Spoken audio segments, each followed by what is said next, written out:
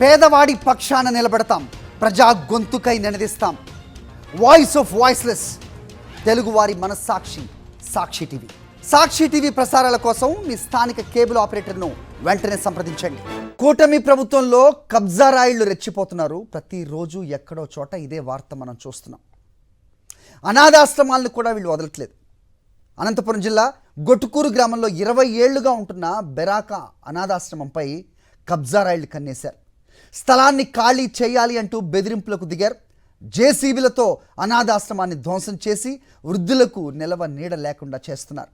దీంతో తమను అధికారులు ఆదుకోవాలంటూ కన్నీళ్లు పెట్టుకుంటున్నారు. వాళ్ళు టీడీపీ నాయకుల కనుసన్నల్లోనే ఈ కబ్జాలు జరుగుతున్నాయని వాపోతున్నారు.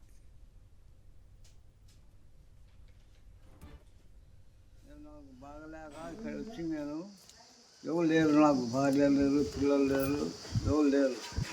10 ఏళ్ళ వచ్చి ఇక్కడ మా తండ్రి కొడుకోమని చూసుకుంటున్నారు.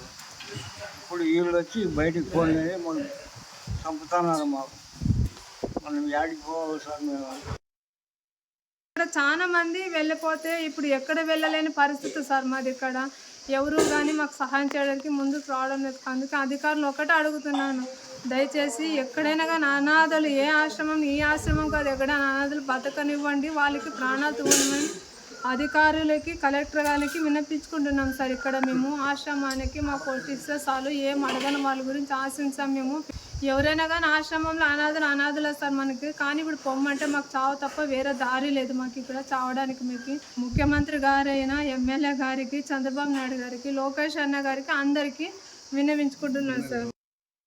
నాకు ఎవరు లేరు,